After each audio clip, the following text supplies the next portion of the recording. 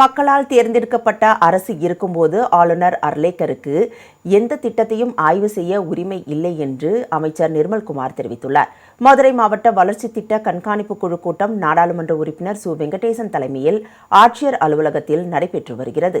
இதில் அமைச்சர்கள் நிர்மல்குமார், விஸ்வநாதன், நாடாளுமன்ற உறுப்பினர்கள், மாவட்ட ஆட்சியர், மாநகர காவல் துணை ஆணையர், மாவட்ட காவல்துறை கண்காணிப்பாளர், மாநகராட்சி ஆணையாளர்கள், எம்எல்ஏக்கள், மதுரை மாவட்ட அனைத்து துறை அதிகாரிகள் பங்கேற்றுள்ளனர்.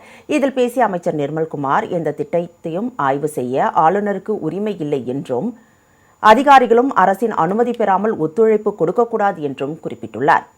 கவர்னர் மக்களால் தேர்ந்தெடுக்கப்பட்ட அரசு இருக்கும் பொழுது கவர்னர் தேவையில்லாமல் அவர் போய் ஆய்வு செய்யறதும், எங்கேயாவது தேவையில்லாமல் தலையிடுறதும் அது தேவையில்லாத குழப்பத்தை ஏற்படுத்தும். அவருக்கு அந்த அதிகாரம் கிடையாது. அவர் தலையிடும் அதிகாரமும் கண்டிப்பாக கிடையாது. இது இங்கே மட்டுமல்ல, தமிழகம் முழுவதும் இதே நிலைமை தான் இருக்கும். அதிகாரிகளும் அதுக்கு உட்பட்டு அனைவரும் ஏதாவது இந்த மாதிரி ஏதாவது அழைப்பு வந்தால் அரசின் அனுமதி இல்லாமல் எந்த ஆய்வுக்கும் உட்படக்கூடாது என்பதை கேட்டுக்கொள்கிறோம். இதேபோல் இந்த கூட்டத்தில் பேசிய நாடாளுமன்ற உறுப்பினர் சு. வெங்கடேசன், மத்திய அரசின் அனைத்து துறைகள் ரீதியான ஆய்வுக் கூட்டத்தை நடத்த மாவட்ட வளர்ச்சி ஒருங்கிணைப்பு கண்காணிப்பு குழுவிற்கு மட்டுமே அதிகாரம் உள்ளதாக தெரிவித்தார். குறிப்பிட்ட ஒன்றிய அமைச்சர் அவருடைய துறையை ஆய்வு செய்யலாம்.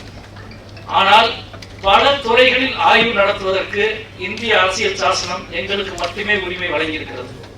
எங்கள் உரிமையை வேறு யார் இருக்க நினைத்தாலும் அதை நாங்கள் அனுமதிக்க மாட்டோம். ஒருவேளை யாராவது அப்படி ஆய்வு நடத்த அதிகாரிகளை அழைத்தால் எந்த அதிகாரியும் பங்கெடுக்க கூடாது.